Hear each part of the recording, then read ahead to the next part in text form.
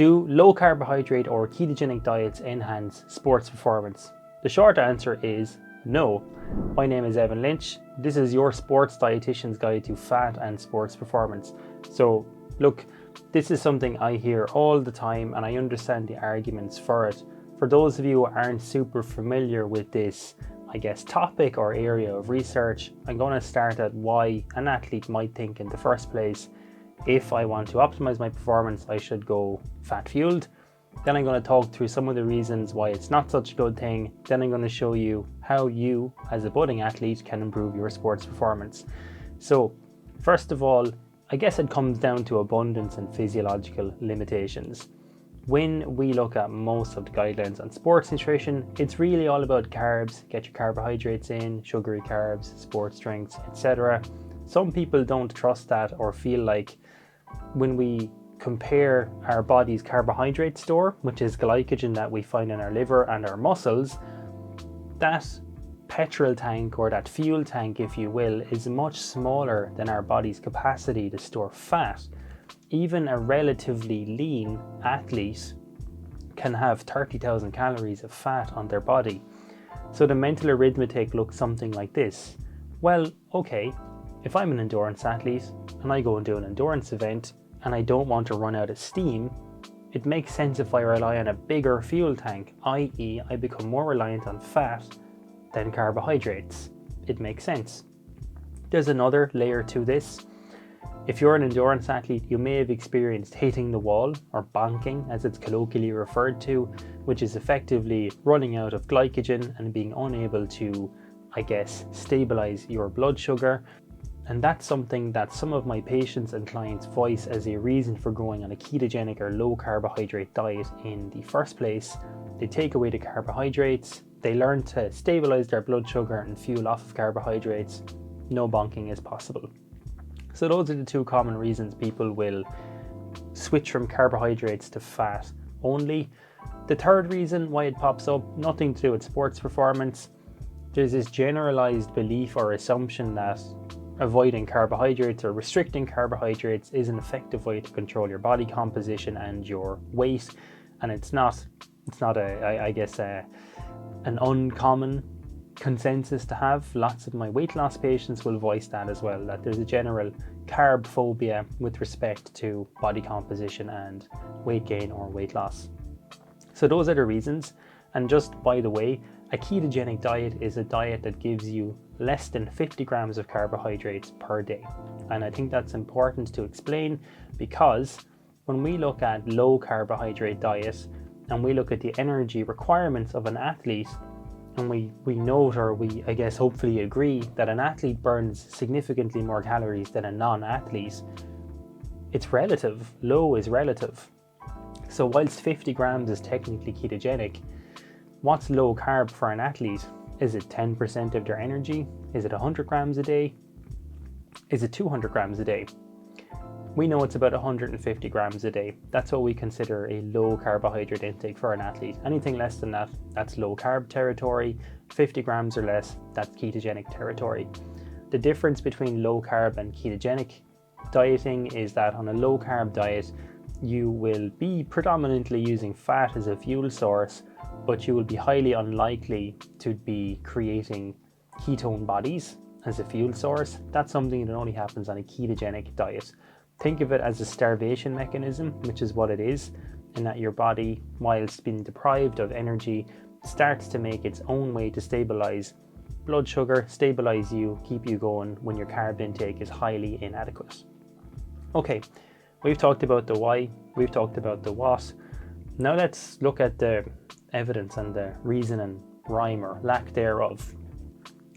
If we look at the difference in fat oxidation in an athlete that is training fed or fasted, i.e. doing fasted training or doing training after they've eaten some carbohydrates, the rate of fat burn is not that different.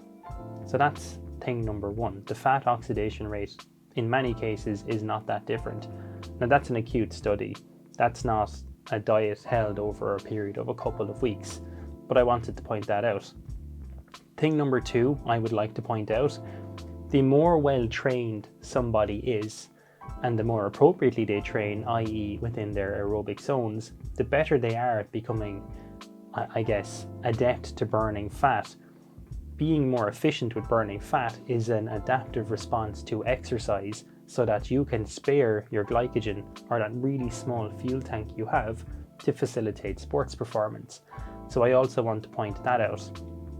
When we look at some of the trial data looking at ketogenic or low carb diets in elite athletes, attention is generally drawn to the Supernova project, which was done in race walkers in Australia. There was a couple of additions and phases to this Supernova project, but here's what they found. And bear in mind, this is in elite athletes, people who would already be really great at burning fat and sparing glycogen.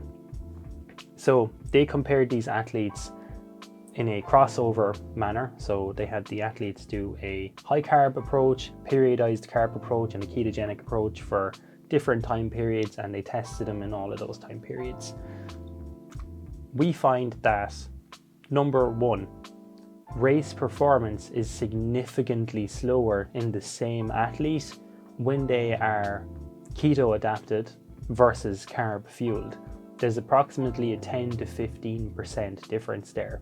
So number one, the only really useful trial data we have for sports performance tells us that low carb or ketogenic adaptive responses make for much slower athletes, and that's in elite athletes. So if we transfer that to weekend warriors or high level athletes, maybe not pro, that's going to be probably more of a poignant impact on your finish time.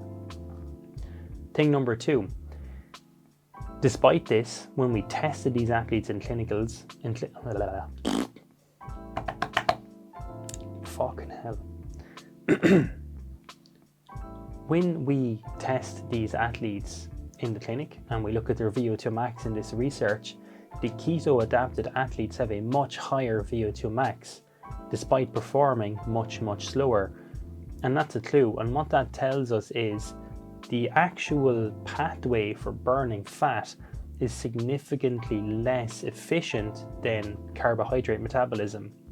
So effectively, if you want to burn fat or ketones as a fuel source, you'll be working much harder to go much slower. So it's probably not great. When we look then at maybe a middle ground, could I train in a fat fueled manner or carb devoid manner and then race with carbohydrates so that they're maybe more useful for me? That's something I hear people say. The answer is you cannot. Even after a couple of days of being on a high calorie okay, typo number 3.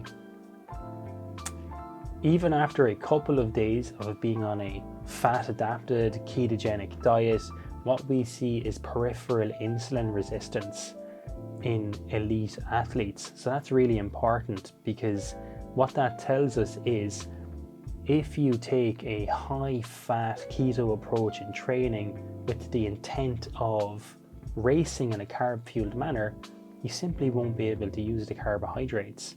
So you really have to pick one or the other. Do we pick unlimited fuel supply? However, you're going to go much slower and work much harder, and it's not really going to tangibly improve your performance. In all likelihood, it will tank it. Or do we go with the common consensus, include carbohydrates in our diet? Do we fuel our training, give our bodies what they need, and really follow the wisdom and consensus of professionals all over the world, take our carbohydrates, perform better, and I guess be healthier? As a sports dietitian, I know I'm picking option B every single time, and I'm trying my best to help people who are in option A, I guess, see the light. But that's kind of the long and short of it. In summation, we know, not we think, we know that ketogenic dieting or becoming fat adapted is not conducive to sports performance. We know that it makes you less efficient, it generally makes you slower, and we know this to be true in the most well-trained athletes in the world who have the best chance of doing well here. So for you, person watching, if your intent is to maximize your sports performance, ketogenic and low carb diets are very much not the way. And one point I want to finish on, because I mentioned earlier that sometimes people go for low carb ketogenic diets for weight loss purposes. The research tells us that when we compare calorie for calorie, if you go vegan, keto, intermittent fasting, whatever your thing is, if it's calorie controlled, it makes no difference. For most people, carbohydrates are your staple foods. When you go ketogenic, you're pretty much just left with meat and vegetables. So it just turns out you eat significantly less. That's not magic. It's also not advisable. It's also probably not sustainable. So guys, thanks for listening. Today, that's all I've got for you. If you have any thoughts on this, please leave your comments down below. I'd love to hear from you. Until next time.